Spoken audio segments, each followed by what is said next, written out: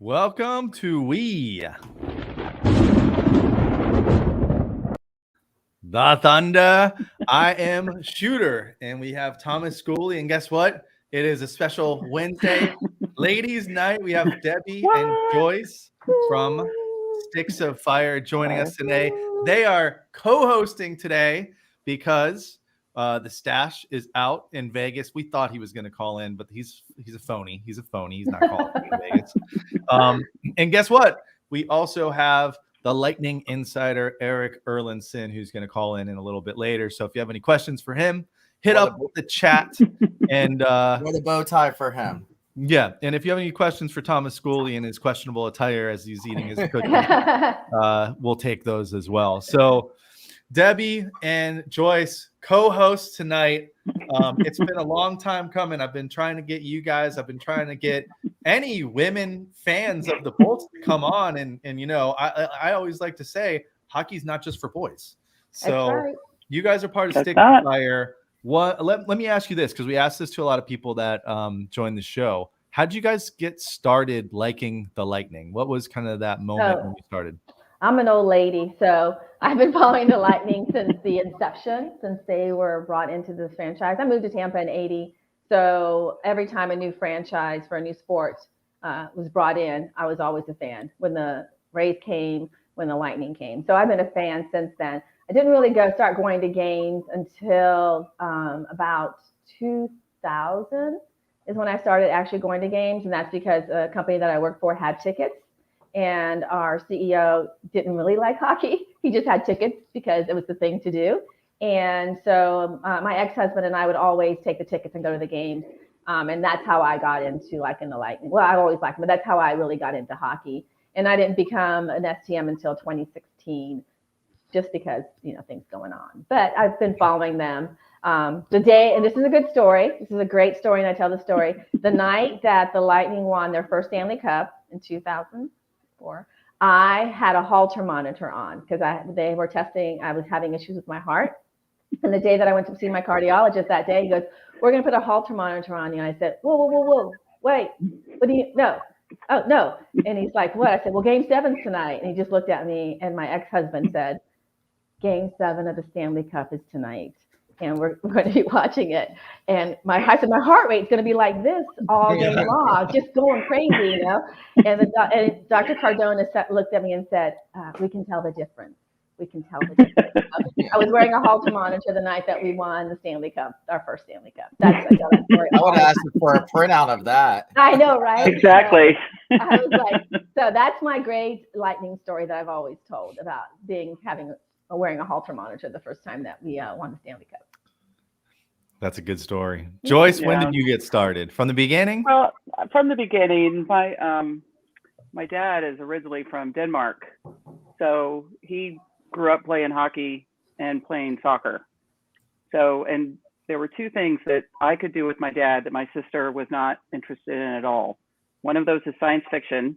So we would watch Star Wars and Star Trek and all the science fiction stuff and Doctor Who, and sports. So Dad and I would be sitting around watching football on Sunday. He wasn't a huge baseball fan, but I think that's because he wasn't born, you know, he didn't grow up in America, but he also really liked hockey. So we would sit and watch whatever hockey games were on back in the 80s, which was basically just the Stanley Cup finals. And then whenever they got here, I became a fan, and I didn't really have a whole lot of money when it first became a thing. So I didn't get season tickets. I had 1 year of season tickets back. Oh my gosh, they were so bad. That one of the years when they were like 30 and 54, like when they were winning nothing. I was a season ticket member. I was there, but then I got them again in 2014, right before the Stanley Cup really started against the Blackhawks in 2015 and stuff. So I've been a fan for a long time. Awesome. I don't know if you guys know this, but Thomas Schooley has been a fan since he was born. And his father, Stamkos, Steven. I was just looking for. I photoshopped once. I think it was Stamkos and like his toddler with the cup, and I photoshopped it as Thomas Schooley once. I was gonna pull that up, but I couldn't find it. Yeah. We all know Thomas's love for Stammer. We all know. Well, and I see this thing here from the stash saying the hashtag Stammer for Team Canada. Their rosters were actually already submitted. So after the first week of the NHL season, they were submitted. So it's going to be interesting when they actually get revealed if he ended up making the list or not. They actually carried one more goalie than they're allowed to. They got an exemption because of Carey Price being on the NHL mental. Mental thing? Okay. Yeah. So they got an exemption for having an extra goalie listed on their team that he will be their number one if he comes back before the Olympics. If not, they'll drop off. So since Cooper is going to coach the team, he's seen the roster, so he knows already if Stammer's on the team or not? He should know. But remember, it was a GM problem back when we had Marty St. Louis and Eiserman. That's what started that whole problem between them two. So it was more of a GM thing. But I'm sure Coop does know. So it'd be interesting to see if he's told Stammer in advance, yes or no. But they have to still cut, I think, 17 people from the roster they submitted to the NHL. Oh wow! So Canada or like everyone has to. Every team had to have theirs submitted last week. And I think each team has like 17 that they will end up cutting off before they actually announce it. I think. And each team announced 3, right? Like we know who the 3 Americans are, the Swedes. Yeah, so it's gonna be. I think next month is when the actual Mary. I saw that too. the next month, I think, is when the actual rosters will be announced. Well, we're going to talk a little bit. That's going to be that's going to be a topic for overrated, underrated, which we are bringing back tonight. We're going to let Debbie and Joyce take a shot, and we'll see if we can get Erik to play too. I don't know if he might plead the fifth on some of these questions. Being an official media member, you might not want to put his opinion out there on some of these topics. But yeah, everyone, the stash is out tonight. So if you like our co-host tonight, let us know in the chat. The stash is replaceable. I always tell that guy. Oh my gosh, you are a replaceable tile on this show. Anyone can be put on the show here. He's probably not even watching at this point. And yeah, we're gonna have Erik Erlendsson on. Jumping on with us any moment. But I see from Blake, and hey, I see Steve here as well. What's up, Steve? I met Steve the other night. I think that was Saturday. No, I met Steve on last Tuesday, the Tuesday game against the Panthers.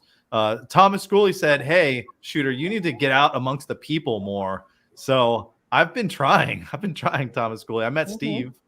And to answer his questions, they did. I don't know if you looked in Thunderbolts. Everybody tagged me from your seats when I gave away your seats. So everybody was like, thanks for the view. Thanks for the view. So that was totally you. Thank you for giving up. This is all preseason. He gave up his seats to people in the group. And then that's awesome. The last game, he gave up his seats. So, and he has 3 seats in 116, I think it is. So yeah, so it's really cool to be able to let people be able to see from that view rather than always being in the 300s or slightly more bougie point of view. Yeah, that's where I was for the first couple of years until Lightning. I like the 100s. I prefer the 300s, to be honest. You can see the whole play developing. Right. I sat a few years ago. I sat 2 rows off the ice. And I spent my time like this, looking at the and just watching. And then like an idiot, every time it was in front of me, I would forget and I'd still be looking at the Jumbotron, trying to see what the play was, not realizing it was in front of me. So I do prefer, I mean, I don't mind going down there and sitting down there, but I do like the 300s, just for the view. We've sat everywhere too in the 300s. You know where I saw really well Saturday is those Chase Club seats. Oh, no complaints. Oh. I saw everything perfectly. Actually, me and the stash were actually commenting on it because we actually saw like the shooting lanes, like when Point like rifled that one to tie it up in the third. We had like the perfect view of it. Anyway, if anyone wants to give me Chase Club tickets, I'll drop my email. I'll go with you. Same. So we would be stupid if we don't talk about the Chicago. Yeah, do we want to talk about that? Let's just do it. Let's do it and then get into the Lightning because that's a bad story, and we rather end with the happy news. And so, of course, go ahead, Shooter. The crap. Well, I was telling Joyce that I know like kind of what has happened. I don't know like the full story, so I don't know if I'm the best person to kind of like lay out the everything that's happened. I don't know how much you know. I guess Debbie's knows what's going on, so maybe she's the person. Yeah, I think we've both been like Thomas and posting Debbie it knows like what's crazy. what. Yeah, like crazy. Yeah. So in 2010, Kyle Beach, who was now revealed himself to be John Doe number one. He was sexually assaulted by their video coach. What's his name? Aldrich. I don't even want to remember his name, but the video coach.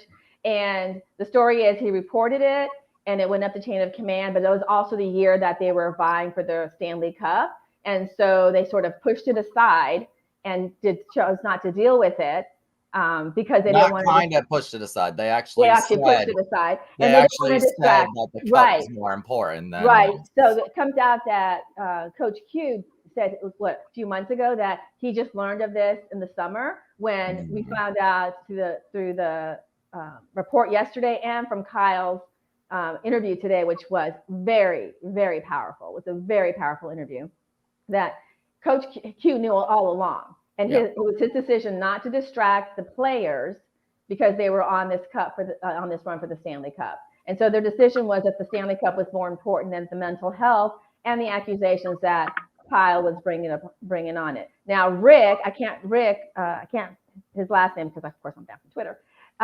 For a newscaster has been following the story consistently, and he has not let it drop. And because he kept following up on it, it finally came back to light.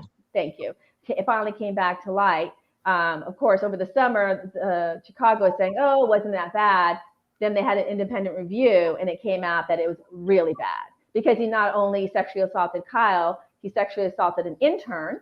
And then they let him go. They gave him a good review. He got a job at a high school where he sexually assaulted 3 other minors. So, and now today, I just saw that after he served his time, he opened up a business and it has interns that are working for him. This was an article that I just read that was published in July of 2021. So it's really bad. The fact that Coach Q is actually behind the bench today is shocking. Absolutely shocking to me. Not just the league. That should be a Florida Panther thing. That should have been their players should have said, "We don't want him behind the bench." Exactly. We're not going to skate for him. You need to get him out of here. He does have a meeting with the commissioner tomorrow in New York. Yeah.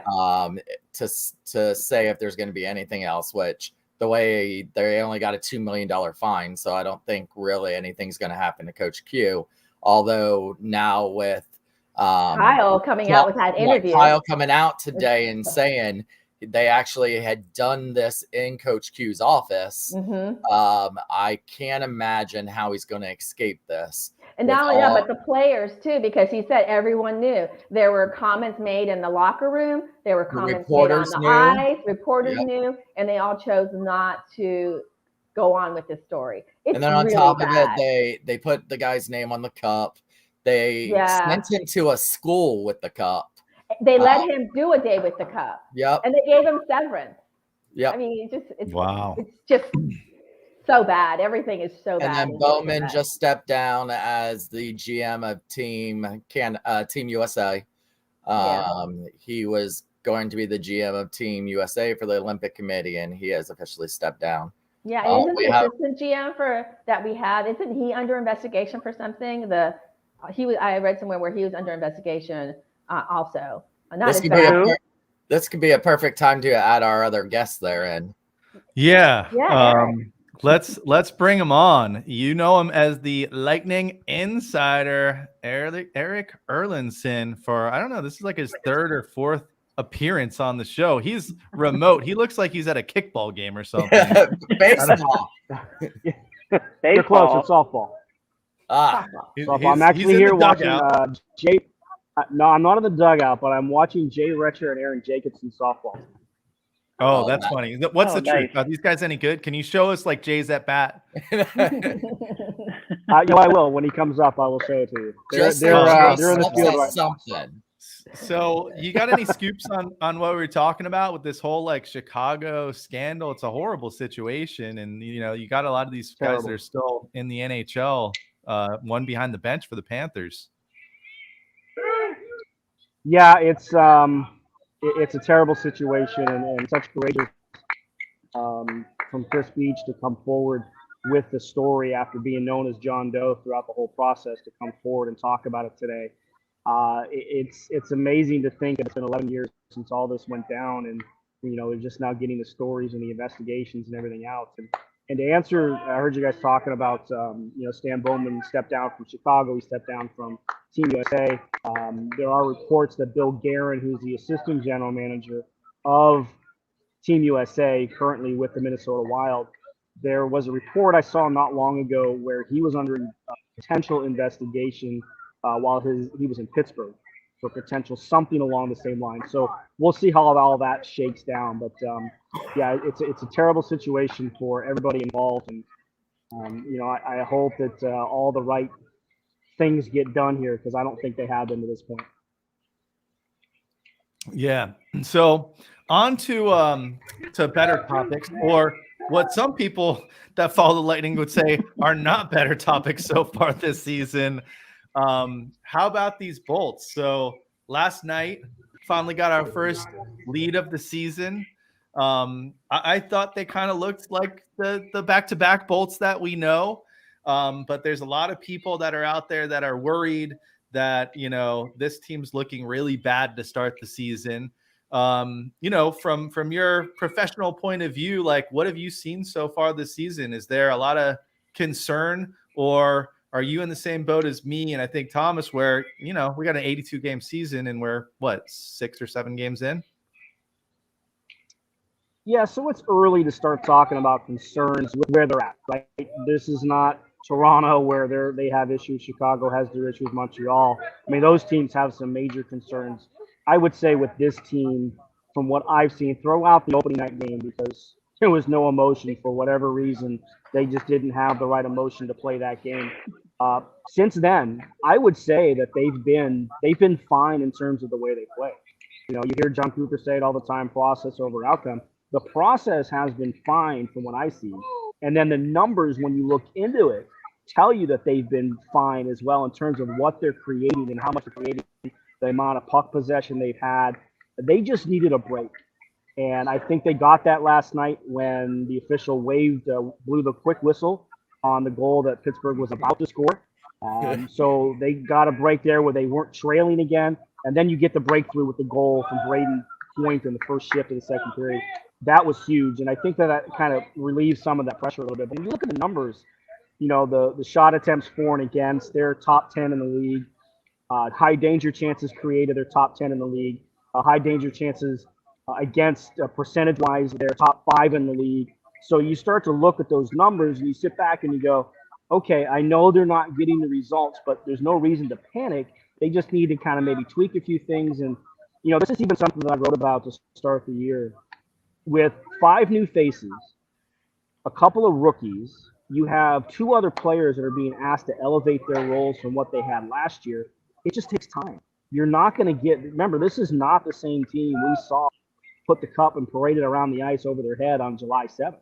This is a different team. A lot of familiar names, but the team itself, it looks a little bit different, and they just have to kind of take some time to get accustomed to new roles and breaking new players in.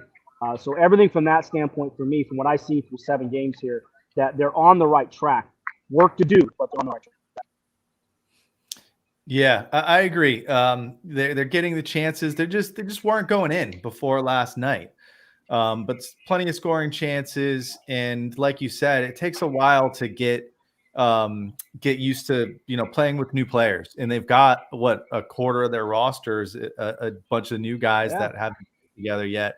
And I like to compare it to my own beer league, which I can. This is great because Stash isn't here. He gets really mad when I start to talk about my beer league and compare it to Lightning. And I'm sure some of you guys out there in the chat are probably not going to like this too much. But we started playing again a couple months ago, and it took us time to get rolling again because we had a good year and a half layoff of not playing at all. And it's the same thing. I see the comparison. Now we're kicking ass. Yeah, I mean they call me Baby Stammer, and in principle it's the same. Listen, in my mind, it's the same thing. And then the news came out today, of course, that Kucherov had surgery on Tuesday and expected to be out about 10 weeks, which was what earlier reports said, that it seemed like it was a groin injury and that it's going to be about 10 weeks. That's going to bring him back right around Christmas, maybe. The first 10 weeks is the first week of January. Yeah, so maybe just in time to really get in a groove before we break for the Olympics. Then he can rehab. And I don't see him. Yeah, I don't see him going to the Olympics. I mean, not with that. He's got to rehab first, in my opinion. What do you say? He wants to play for a team. I know he does. I mean, he wants to play.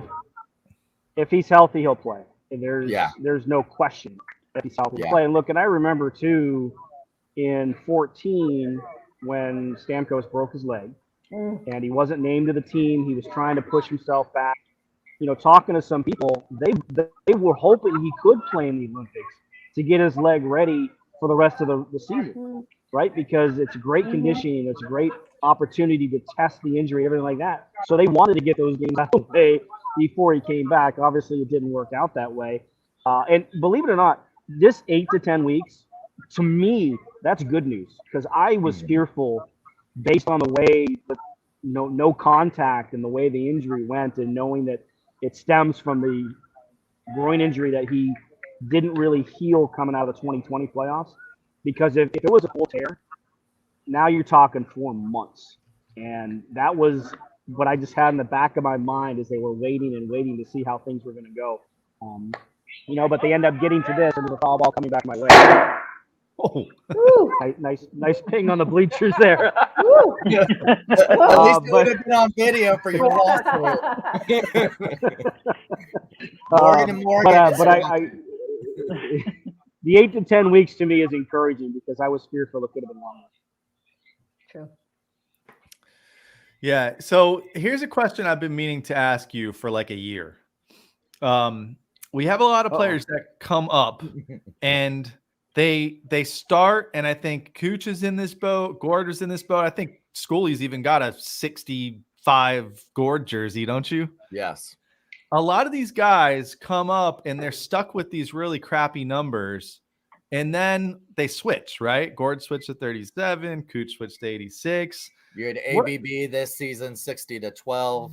Is that like a like earning your wings type of thing? Do you know what's going on with that, or is that just like an inside the locker room thing? Like you gotta break your cherry or something, and then you get your number. Because they did give the guys that they have up right now, they gave ABB 12. He's had some time, but they've also got the other rookies, Kachuk and Schuster changed from 62 to 29 now. Yeah. Was 62 not available? No, it should be. He just changed it. But have you heard of anything like that, Eric? Is there like a thing where you've got to earn your games or points or something till you can switch your numbers? So it's kind of along those lines. It's not a written rule. It's kind of one of those unwritten rules. Now there are certain guys like first round draft picks tend to be able to, hey, what number would you like if it's available? So Cal Foote with 52, obviously that's a number his dad wore when he played, so he got 52 straight out. So sometimes you see the first round draft picks get that opportunity, but for the most part, and look, a lot of it is too that in hockey, guys don't want to come in and rock the boat. They don't want to, give problems, have issues, anything like that. So they just take whatever number. Hey, give me whatever number you want. I don't care. I just want an opportunity. And then they kind of work away. I mean, look, Ross Colton still has 79. Maybe he wants to keep it. I haven't had a chance to ask him that. But yeah, we see it all the time. You mentioned Kucherov, Tyler Johnson. I don't think he had 9. I think he had 60 when he started too, somewhere in his 60s when he first came up. So a lot of it is kind of earn your wings, earn your stripes. Once you become an established, quote unquote, established player, then maybe you can have your pick a number. But there are certain exceptions. The only first pick one that I know of for the Bolts that didn't get their number right away was Vinny LeCavier. He was 9 his rookie season and then changed to 4 the following year. He was 8, Thomas Schooley. Right. He was 8. Yeah. Sorry, 8. He was 8. and then 4 the next year. Well, the reason why he couldn't pick 4 though is because Corey Cross already had it. Right. So when a rookie's not going to come in and say, "Hey, can I get that number?" Obviously, he wanted 4 because of John Beliveau, but he wasn't. A rookie, even a number 1 overall pick's not going to come in and ask an established player, "Hey, can I have your number?" Which new player, and this we'll ask everyone this because I'm curious. Which new player, rookie or one of the vets that they brought in through free agency has impressed you guys the most? I would never, ever think I would ever say this, but it's Corey Perry.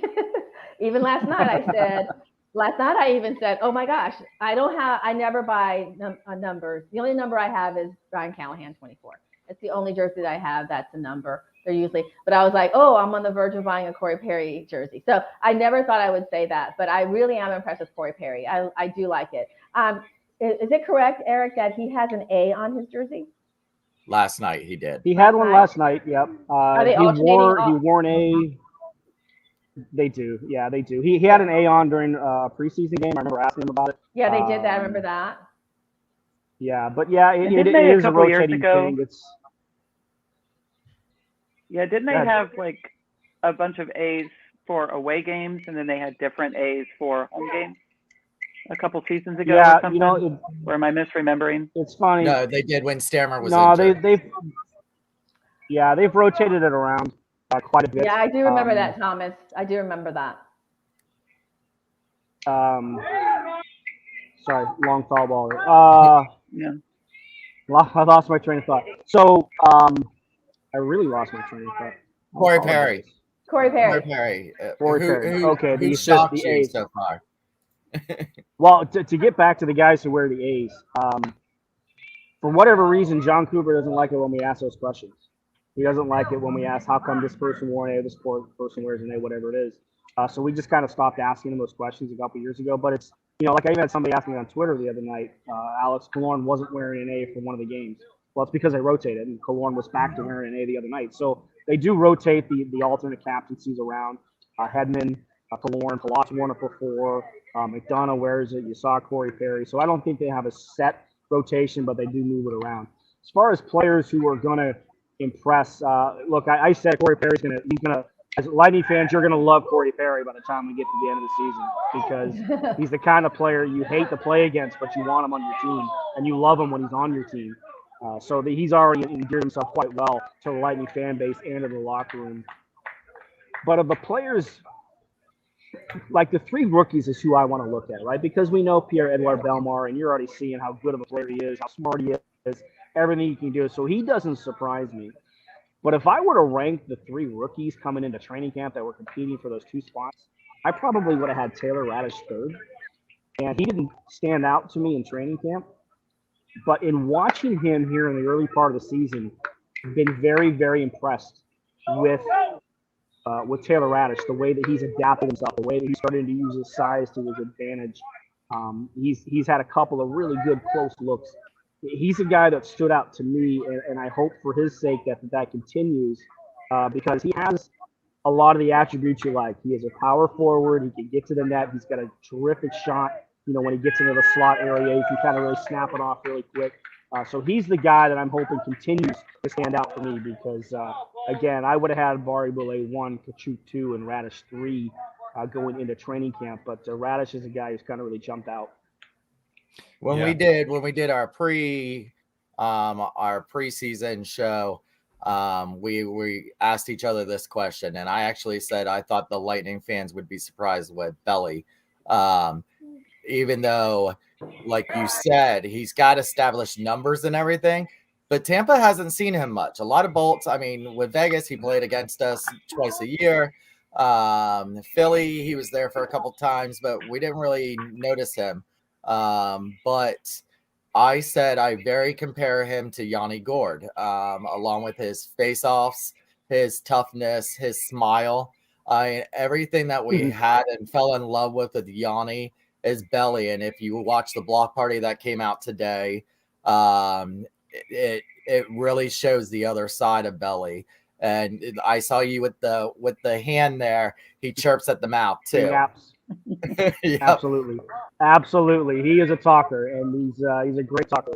I can only imagine what he's like on the ice, because just the opportunity that we had to interact with him the first time during training camp was really impressive. I was really impressed with Belmar, and then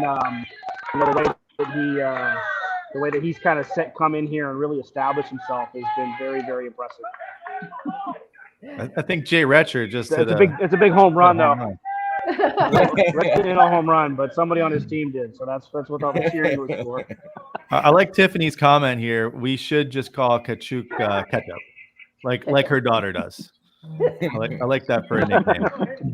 Joyce, we didn't hear from you. Who do you like out of these new guys, these new bolts, the baby bolts or the vets that we got now?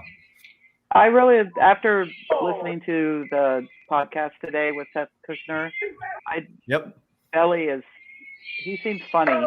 Like, he's somebody that I'd like to hang out and have a beer with and kind of. He doesn't drink. He said it. He said it on the thing. No alcohol. He can have tonic. I'll have a beer. And but I do. I'm like. How Debbie. often you hear a French guy not like to have a drink? That's what he said. Right? And his wife does a wine YouTube channel. So he said she gets the one French man that doesn't drink wine, and she ends up doing this YouTube. Yeah, I do like Corey Perry though. I always, whenever he joined the team, I'm like, well, couldn't beat us when he played for Dallas, couldn't beat us when he played for Montreal, so I guess he joined us. So I didn't like playing against him, like Eric was saying. And sticking up him on the team though. Sticking up for McDonough yesterday, and you saw McDonough. That's exactly. Saw McDonough give him the taps in the penalty box, right? Yeah. In the penalty box, and then in the interview after the game last night, McDonough also gave props to Corey for having his back. So I thought that went a long way, and that's going to go a long way with the season with them being on a line together there. Yeah, and I'm glad he did that too, because it was McDonough that had to get up and defend himself. Like, too bad Corey wasn't out there on the ice when the hit actually happened. I was like, come on, guys. He's got crushed. Yeah, and I also thought that sort of sparked the team last night too. I do think that was a spark for the team last night. After the skirmish and then Corey Perry defending him, I just thought it was a little bit more of a spark. And like you said, Eric, like the first opening night, Joyce and I said, we're seat partners. I said to her, it feels like it's dead in here. The whole atmosphere that opening night was such a weird vibe that I just thought, none of the fans are gelling and none of the players look like they're gelling. But last night was the first time that I was like, okay, here we go. I think this is the spark that they need. That's how I felt last night. They've had a few moments like that this season. The Detroit game where the whole what's his name, Larkin punch kind of seemed to wake them up a little bit. So they have to get out of that habit though. Like, you can't wait for something dramatic to happen to all of a sudden kind of light a fire behind you. Yeah, but remember in 2019, it took them a little while to actually mesh also. Granted, they went to Stockholm and they had that time period together, and they're not going to have this time. But, even then, it was a new team again, and they had to mesh, and we just had to go through the growing changes, and we just have to do it again this year. That's all. Yeah, and remember, 2019-2020 season, we weren't a great team in 2019. It really wasn't until January we started to hit our stride, and then everything just fell into place in the bubble. So everyone that's going to get worried, like Stash says by Thanksgiving, Schoolie says by Christmas, I say it's not till next year. You don't really have to panic unless you get in this huge, deep hole that this team's not going to get in. It's just not going to happen with Andrei Vasilevsky. Eric, isn't Christmas usually the sign that the teams try to look for to be in some kind of playoff contention there at Christmas time for your first half of the season measurements? Well, the stat that Elliot Friedman brings up all the time is Thanksgiving. You know, if you are not within 6 points of the playoff spot at Thanksgiving, it's a tough hill to climb. So that's the benchmark. Not that it can't be done. I mean, St. Louis proved that in 18-19, right? They were basically under 500 team in January. Yeah. So the mark has kind of changed. It's hard, though, with 3-point games to make up. By the way, the game is over. We're not going to see Jay at bat. So apparently they hit that mercy rule. So the game ended. So we're not going to get a chance to see Jay at bat. But yeah, it is Thanksgiving. It's kind of the marker. At least that's been the traditional marker now.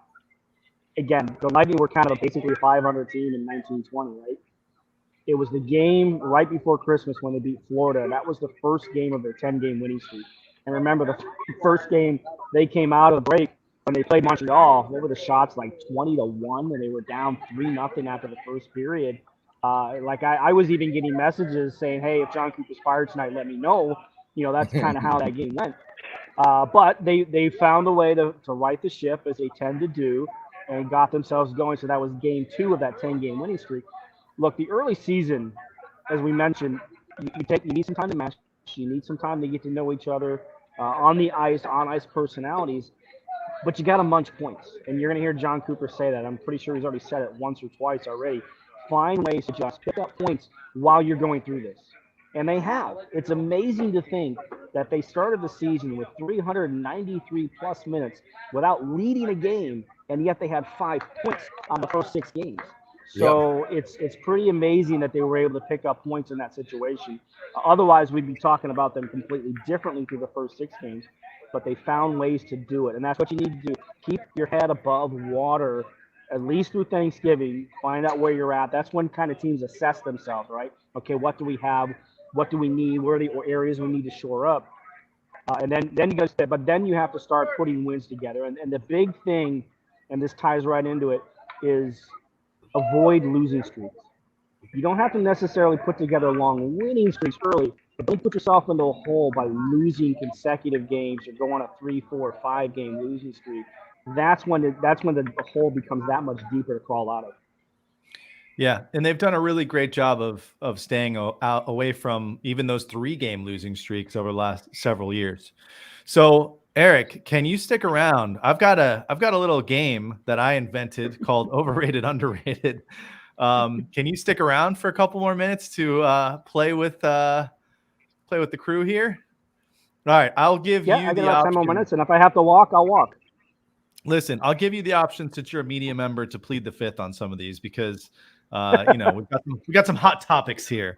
I do want to ask something real quick before we get into this and he has to go.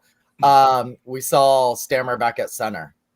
And we've seen that flirted a couple times, and it seems that Stammer is doing better back on the center than he is on the wing. What do you think on that? I think he's more comfortable at center. There's no doubt about it. It's the position he played almost his entire life, let alone his professional career. It keeps your feet moving.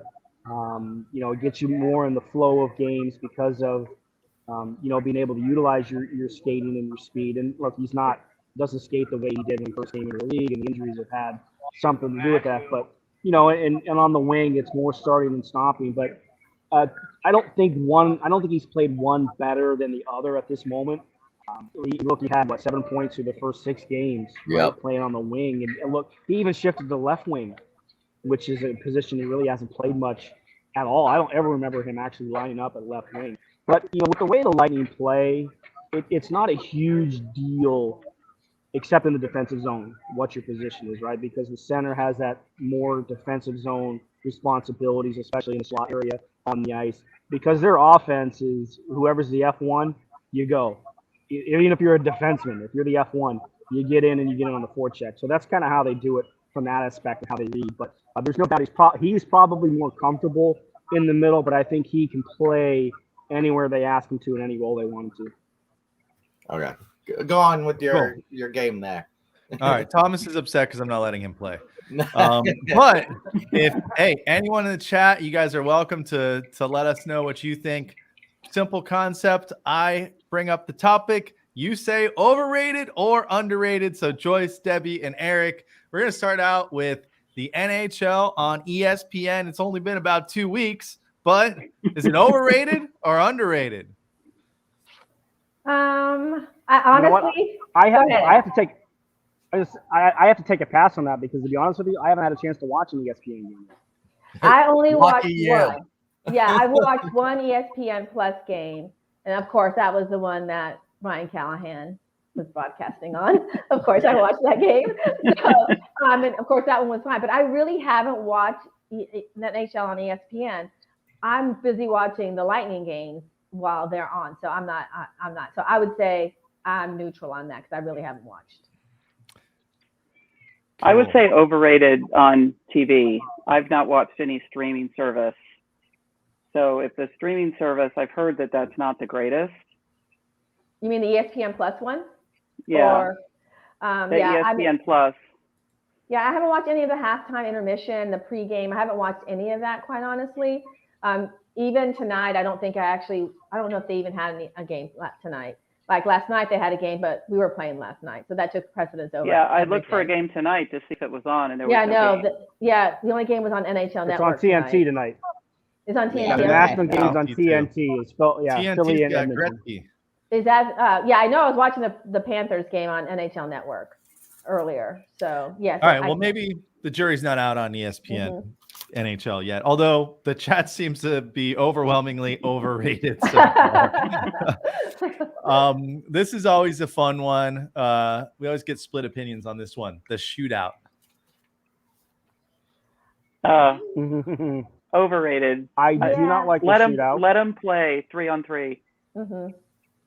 I agree with you. I just don't like the shootout. I hate the way that it decides games. I've never been a fan of it since the time they introduced it. I understand why it's there, but I can also tell you why it's never going anywhere. Because did you hear the crowd the other night when Colorado and Tampa Bay were going through a shootout and how they were on their feet and how electric they were? That's all the people in charge need to hear.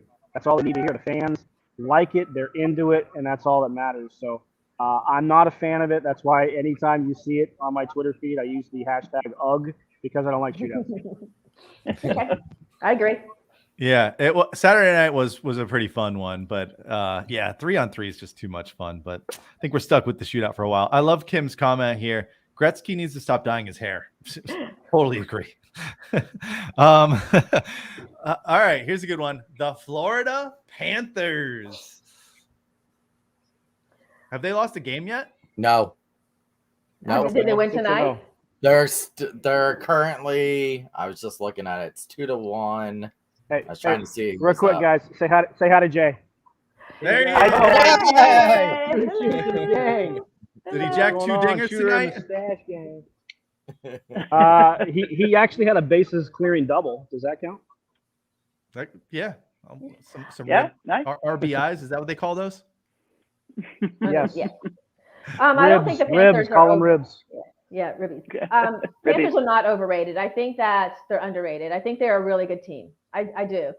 I picked them to win. I picked them to win the division. Yeah. Do you think it'll change if Coach Q is gone? No. Yeah, I don't. That'll be interesting to see what goes on with that. But like I think they're the best team on paper, certainly in this division, maybe in the Eastern Conference, maybe in the league. You know, depending on what goes on with the Colorado Avalanche. I mean, they're so deep at every position, and now you've got the biggest question to me around the Panthers going into the season was goaltending.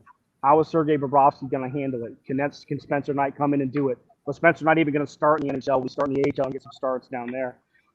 So far, at least through 6 games, and I know they're playing tonight, their goaltending's been excellent. And if they're going to get excellent goaltending, they're going to be a difficult team to beat because they are it's 2-1 right now. Yeah. It's 2-1 Panthers. Yeah. Yeah. Honestly, the Panthers right now remind me of the Lightning 18-19. I don't know. They're not going to put up those kind of numbers wins wise, but they are a very deep team, and they can come at you in different ways. I think that they are around a circa 2018, 2019 Lightning. Yeah, it looks like the chat's leaning underrated on the down south Kitty Cats. So let's go to this year's NHL referees. Overrated or underrated? Boo.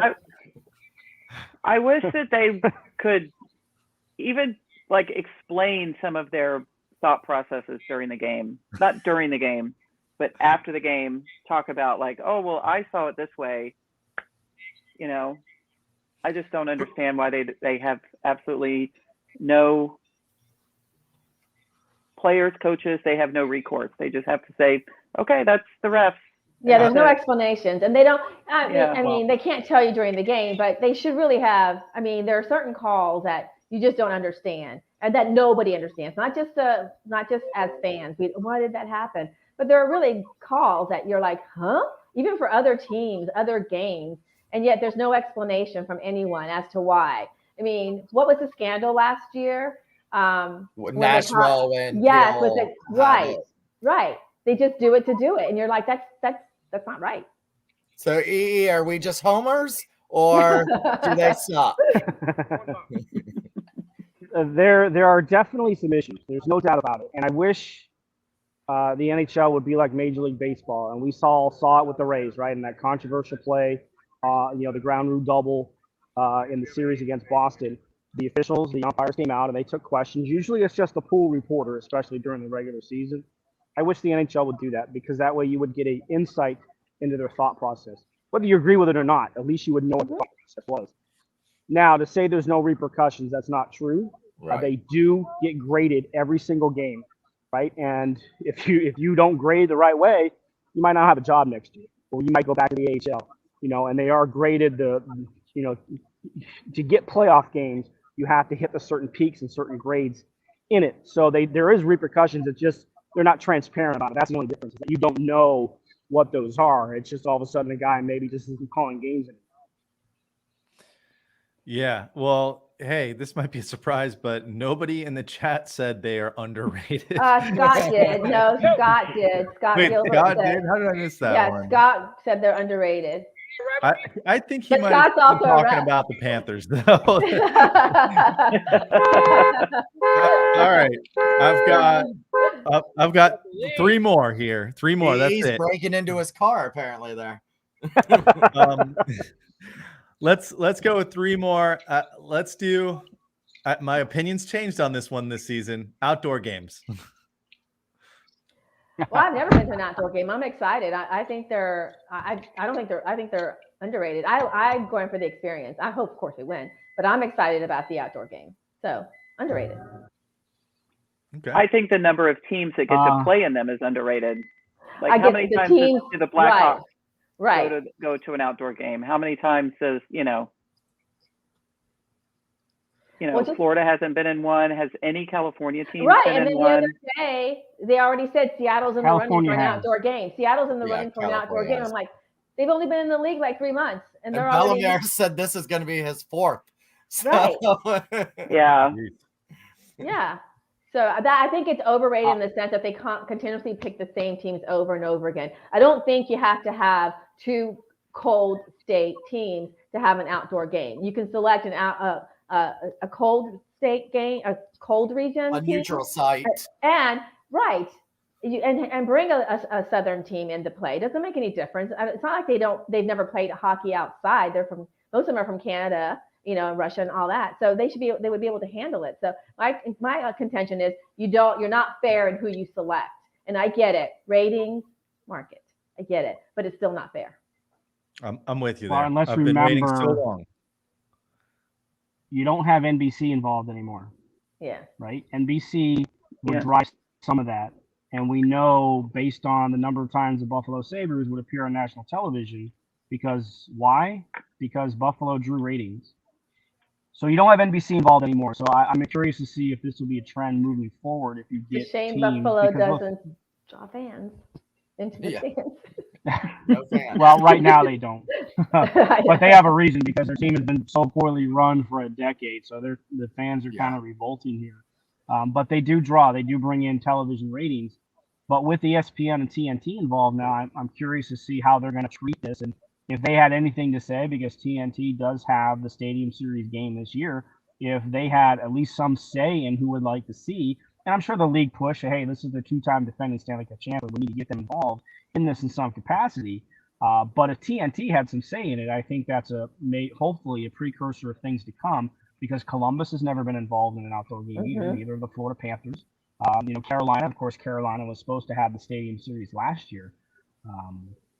But, there are still teams that have not been involved. And if you want to grow the game beyond just the big markets, the only way to do it is to put some of the better teams that are in these smaller markets into showcase games like the Lightning. Well, and also it's not necessarily about TV ratings that this comment is coming from, but they should see from the Sweden series.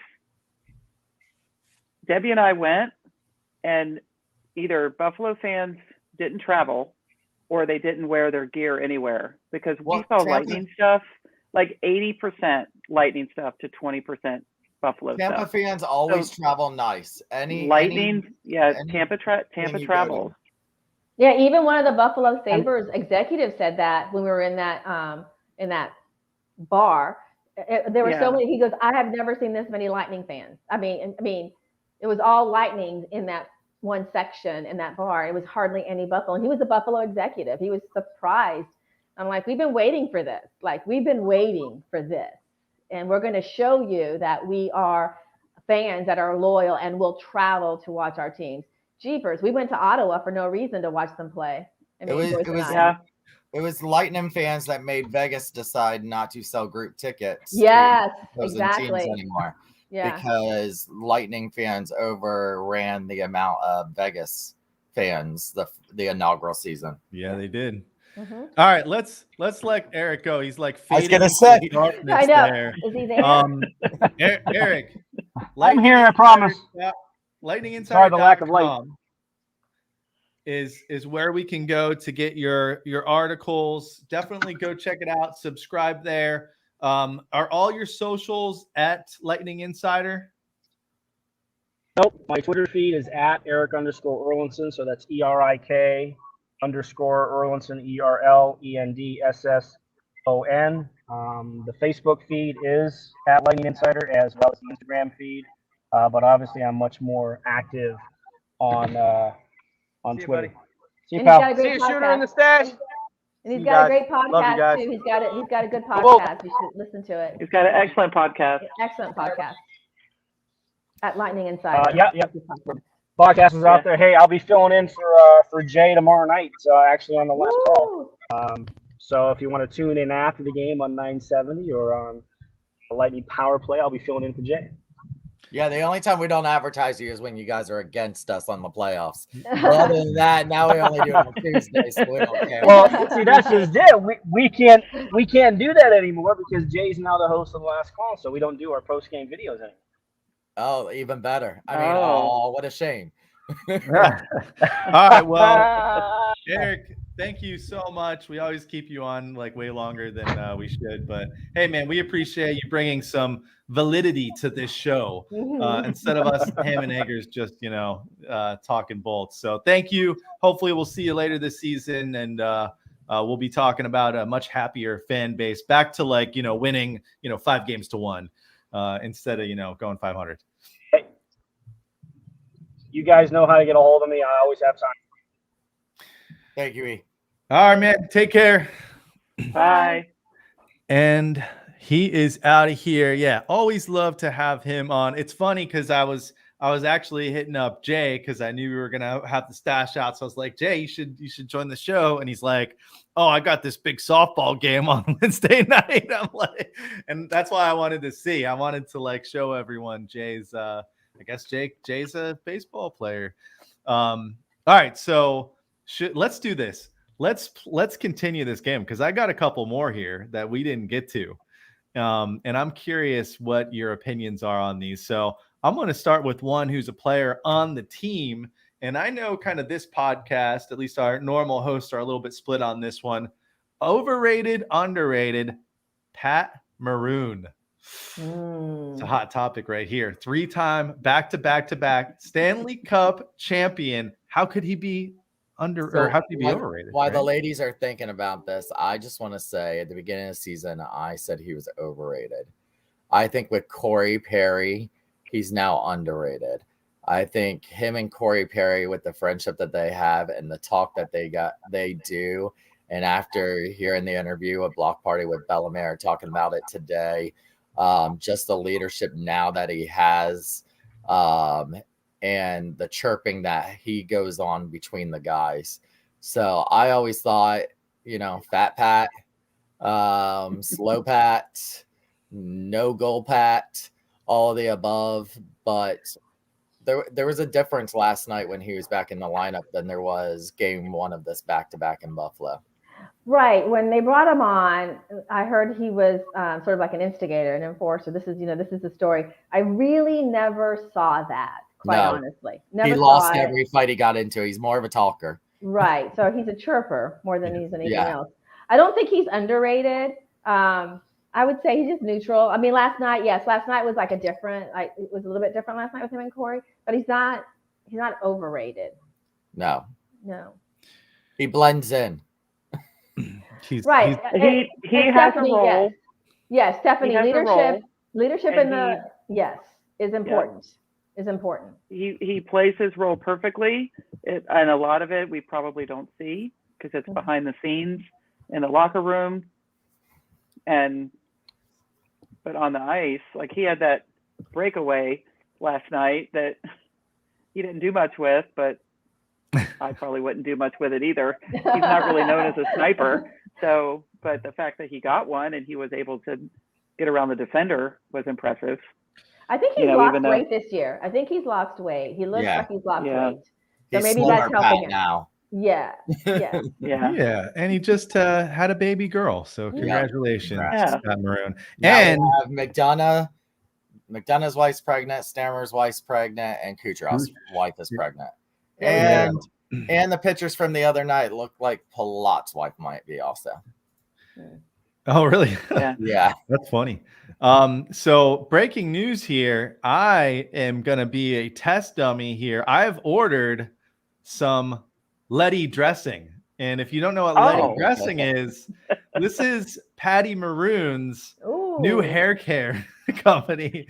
And since I've got the flow going a little bit, I figured, why don't I do a review of Letty dressing? So it's on the way. So maybe next episode I'll let the hair flow. I usually have a hat on for the show. And by the way, I've got my Doc Talk hat intentionally because Killer is the all-time NHL scorer from the school of Harvard. Harvard. So all on purpose. But yes, I will be sporting. I didn't get the shampoo. I didn't dive all the way in. I got like the gel, the icy mint gel. So I will do an unpackaging maybe next week's show of this hair gel. He's gonna have maybe I'll go all over his scalp. You'll do an unboxing, like an unboxing and unbox it like they do with all the baseball cards now. I think so. I think this is our best shot of getting Patrick Maroon on the show. Wow. You're shooting for the stars there, buddy. You're shooting for the stars there. Hey, shoot your shot. So we'll see. We'll see what happens with that. All right. So a lot of love for Patrick Maroon. That's good. I agree. Definitely a leader. How about NHLers in the Olympics? What do you guys think? Is that overrated or underrated? When they play not at 2 a.m., it's underrated. Well, where's when the they're next? Playing at 2 a.m. China, right? Japan, China. Yeah. So they're going to be playing at 2 a.m. So we won't be watching the games. Oh, well, I work from home. I'll probably be watching. I had posted when the first games were going to be. I think it actually is going to be like 8 or 9 a.m. for the skating. Oh, that's tolerable. I've always said I think it's underrated because I really think a lot of these a lot of these players, their dream is to always play for the country. You know, we talked about that with Cooch, how he will play as long as he's good. So, you know, when they didn't have the NHL players, I thought that was kind of crappy for some of the players who always dreamed of that, but then you're going to only make money if you join the NHL. So it's either join the NHL or represent the country. Well, remember, Hedman talked about being able to listen to the Swedish national anthem before he played a hockey game. Mm-hmm. Especially when we went to Sweden. It was very emotional. When we were in Sweden. Yeah, when we were in Sweden. I think it's underrated in the sense that when we watched the Olympics, the baseball Olympics, and the United States was doing so well, and we had a couple of professional. Scott Kazmir was playing. He was pitching. And for him, it was like, oh my God, this is amazing. I'm playing for my country. Because you're not playing, you're playing for a team. You're really, truly at that point playing for something bigger. You're playing for your country, as opposed for, playing for the team and getting a Stanley Cup is great. But playing for your country, I think it's really significant. I think it's really important to them for that. And we see Stammer's been very vocal on how important it is to him, and this would be his last chance to play. Right. And remember that a lot of the NHL players are away from home, away from their countries for the bulk of the season. So they're not home. So their opportunity to go home and play for their country is huge. It's a huge thing for them, in my opinion. Americans and Canadians are always here, but the other countries are not home. So they have their family they can go watch that, might be able to go watch them play. It's easier, especially if they're on the continent over in Europe. I think it's underrated that they're not in the. So real quick, Olympic hockey will start February 9th with Russia playing the first game versus Switzerland at 3:40 a.m. Czech Republic versus Denmark at 8:10 a.m. and Sweden versus Latvia at 11:10 p.m. U.S. will face the host country China February 10th at 8:10 a.m. and Canada will open against Germany also at 8:10 a.m. Finland will face Slovakia at 3:40 a.m. That's the beginning of the. I'm not gonna watch that one. That's the only TV. So it looks like they're doing the U.S. Canada times kind of 8 a.m. early morning. Yeah, they're trying to work the. Yeah. So stay tuned. We might have USA post game shows with we'll have some waffles and breakfast. All while we watch Team USA. Look, Eric is still listening to us. Yeah. Eric, eyes on the road. First, you're going to get beamed with a foul ball, and now you're texting and driving. Actually, he's probably home by now. Well, Debbie and I are friends with someone who is the president of the Christers, however his name is. Mm-hmm. Yes. What's Angel her face? is. Angel. Yeah, Angel. I love her. The president of his fan club. Yeah. Or was. All right, next topic. We kind of touched on this one earlier. Seats on the glass. I think they're overrated. Personally. On the glass, no. I mean, a little bit higher up, maybe. Yeah, but not on the glass, no. I mean, you only see a little portion. Yeah, it is. You're like, unless you're in a corner and you can see down. If you're behind behind the net, is the only way I would want to sit there. In the corner, but when you're in the net, the two corners you can't see. You got to watch the jumbotron. I agree. Someone gave them to me for my birthday years ago, and I was like, oh, that's a great birthday present. And then I sat there for the game and I was like, this is the worst birthday gift because you get a stiff neck afterwards. And you do. Yeah, I'm at that age where now that could be a permanent injury. So yeah, I told you guys that earlier when I sat down two rows off the glass. You're like this. Yeah, that seems to be. See, that's how I know we have real hockey fans that tune in. Everyone's saying overrated. Free drinks. That's the only thing good about it. Yeah, this is true. You've got to do it like once in your lifetime, or if you can afford to, once a season. I like to be close just because you can see like the players, like reactions and stuff. You can see their faces, but like even for the stadium series, I changed my seats. I moved them up higher from the 100 level. I like Six of Fire. A bunch of us are in section 101. I think if you're in 106, I know Thomas was saying that he's higher, but I got my tickets for the experience, literally, because even as high as you're going to be, you're still going to be like this. You're not going to really see as well. If you look at the stadium and how they're going to place the ice, we're going to be so far away from the ice itself that for me, the experience of just sitting with a group of fans and family, hockey family, is going to be fun. That's this highlighted comment I did right here. Best part is when someone who has never seen someone puts their drink up. That I'm sure everybody has seen the video going around where the fight that happened the other night. So that's how that started. Was the guy kept putting his drink up on the thing, and it would get knocked off and spill onto other people. So they kept trying to tell him. And then he started cussing them out, and then used derogatory names, and then that whole fight started. So it's funny that Stephanie puts that on there. And number one rule at Amalie Arena: don't be a dick. Yeah. All right. All right. One more. Let's do one more here. I like this one. We'll see if you guys like this one. We had a little bit of a taste of kind of like, you know, the NHL doesn't have to be what we know the NHL is last season because we switched things up. The current divisional alignments, overrated or underrated? Remember, last year we were in the Central, makeshift Central. This year we're back in our Atlantic Division. Do you guys like it? Would you like to see the NHL switch it up? I've never liked us in the Atlantic Division. I liked when we were in the previous division, when we played against. Yeah, when we had Boston on a regular basis, when we had those teams coming in on a regular basis. I mean, the teams we play are good, but I just miss our previous division, quite honestly. That's just me, though. Well, to skip other teams and have us, you know, Buffalo and Detroit and stuff like that. I mean, let's get the Rangers more in here. Let's get, you know, Rangers and Islanders really shouldn't be in the same, they're in Metro together. Right. Split them apart. New Jersey. I mean, you know. It's like trifecta there. They're just right there. I know. I would have liked to see them down here a little bit more. I would like to see Carolina still in ours. Yeah. You know. Yeah. I agree. Detroit, keep Detroit up there somewhere up north. I mean, put them with Buffalo and the Islanders and, you know, Philly, Toronto, put those up there and give us the Eastern Seaboard and, you know, Washington, Rangers, Tampa, Carolina, and the Panthers. Yeah, I think that would be a good division. Yeah, I'm with you. Yeah, I don't think it doesn't seem right. It seems like we should be in kind of like this South division with some of the other teams like Carolina.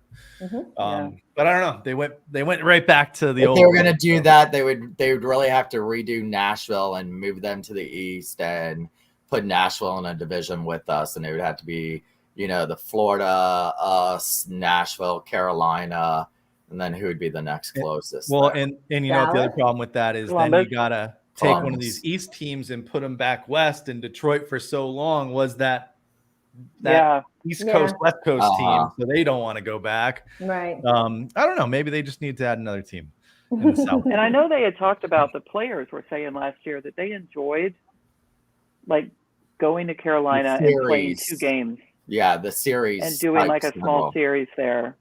But obviously they didn't. Yeah, I like that idea too. Take the players. It's almost like baseball, where you go somewhere and you have a series there, and then you and then you go to the next one. That would have been interesting. I thought that's what the Southeast, race the Southeast division. Yeah. I think that's what the players gave up as part of the new agreement that they had to get into the Olympics. Was that they weren't going to do the Olympic CBA and stuff like that, because they liked that, but the NHL didn't necessarily like it because of revenue.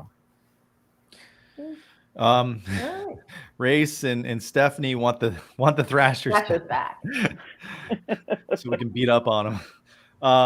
All right, so that was fun. Let's look at the schedule and see what's coming up, and let's get the heck out of here because we've been going over an hour already. So here's what we got. And by the way, Wednesday night special tonight. We're going to be back to Tuesday nights. And we will do, if there's a game, we will go after the game. If there's not a game, like there is not a game next Tuesday, we're going to just go live and probably have a guest on. So stay tuned for next Tuesday night. But before that, you got the Coyotes tomorrow. I don't know if you guys know what their record is. I sure don't. Are they having a good season or bad season? I know. No, they haven't won a game yet, and actually they have a lot of injuries right now, so we are getting them at the perfect time. The good thing is that Strawley will be back in the house, as Strawley now plays for the Coyotes. So that's right. I forgot. That's why Seth is doing. I think Seth is doing a podcast with Strawley. So yeah, Strawley comes back tomorrow. So this is a good time that we're getting the Coyotes. Good. So should be a beatdown at Amelie, hopefully tomorrow. Get back on track at home. We still haven't won a game at home yet. And then we got the Caps again on Monday night. And then next week we've got the Maple Leafs, who are also not playing that great. 4-1 right now. Well, aren't they on a 4-game losing streak? The Maple Leafs? Yeah, they got who was it that beat them bad the other night? They got beat pretty bad the other night. And they're currently losing tonight to the Blackhawks 2-1. Good. No, I wanted the Maple Leafs to win tonight. This is the one night that I wanted them to win. Because it's them. Carolina beat Toronto 4-1 last night. They got beat by the Penguins 7-1 the other night. That's probably the one you were talking about, Shooter. Yep, that's it. Thanks. All right, so Joyce, Debbie, thanks for co-hosting. Hopefully you liked it. I know Debbie was worried. I'm going to mess this up. You can't mess this up. We messed it up on a weekly basis. But what's the best way to follow you guys? Because you guys are not just Bolts fans, but you guys follow the Bucks and the Rays. Like, you're true Tampa Bay sports fans. So what's the best place? The Rowdies start their playoffs next Saturday. Yeah, we're going to try to go to that too. Well, I'm Tampa Sports Girl on Twitter. So you can't follow me. You can follow me now, but like I said, I'm sending it right now. Over something stupid. It's something innocuous. But yeah, Tampa Sports Girl on Twitter. That's where you can follow me. I don't really do a lot of Instagram. I do mostly Twitter. Of course, on Facebook, I'm Debbie Kemp. You can find me in the Six of Fire group page, Debbie Kemp, so you can find me there. So that's me. I'm on Twitter. It's JP Nuke, because I'm a nuclear medicine technologist.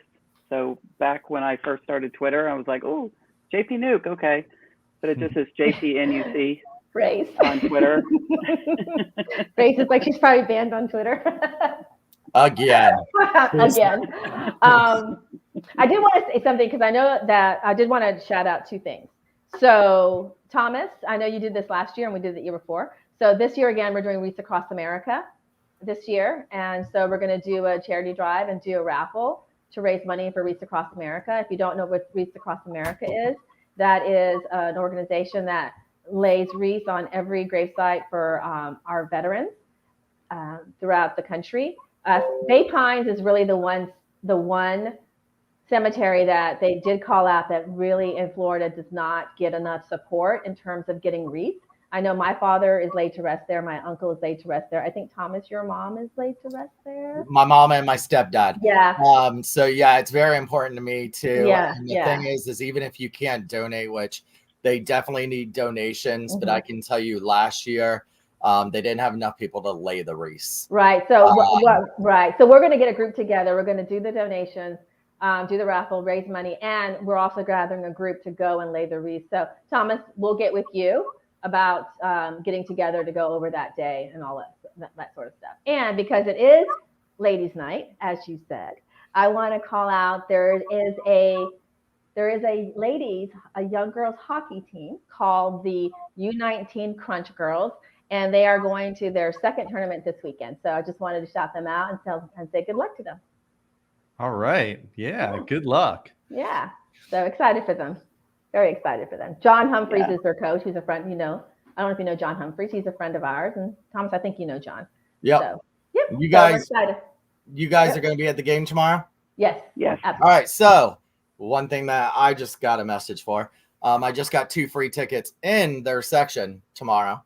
So I will be giving them away tomorrow on Thunderbolts. So if you want to join Debbie and Joyce in 307 Join Thunderbolts. We'll give them away around lunchtime tomorrow, some kind of contest, and you'll be able to see them. Yeah. Rob will be there too. I will. Oh, never mind. Let me see if I can switch the section. Hold on. Well, thank you for having us on. We really appreciate it. Thank you. It was fun. It was a lot more fun than I thought it would have. Wow. I didn't know I would really Great actually talk. reviews. Wait till Stash is back. Then That's when I really want to be on when he's back. I want to come on when he's on. Yeah, I thought he was gonna come on and we were gonna have like Eric too, and we would have had 6 boxes on the screen.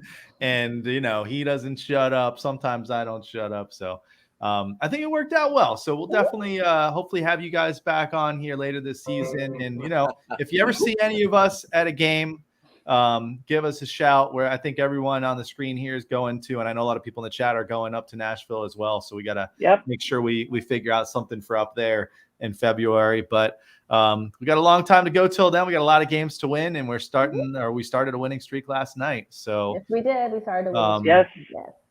Anything else before we sign off? Like Ray said there, neither team has won at Amalie, the Yotes or the Bolts this season. So someone's got to win tomorrow night at Amalie. Get our first home game tomorrow. Yep. 100%. It'll be the Bolts. Until next week, come back and join us next Tuesday. We're gonna find a cool guest to join us. So, but we weren't cool guests. We weren't cool guests for you. You're a co-host. You're a cool co-host. We'll Get it right, Debbie. Next week, and remember, we'll start at like 8 or 9. No post-game show because there's no game. And until then, enjoy a couple Bolts hockey games. Hopefully, you'll join us next week. And if you are on the screen right now, you might want to cover your ears or remove your earbuds because, as Thomas always tells me, when I hit this goal, it is loud. So be ready. Until then, this has been We the Thunder. Don't forget to be the Thunder.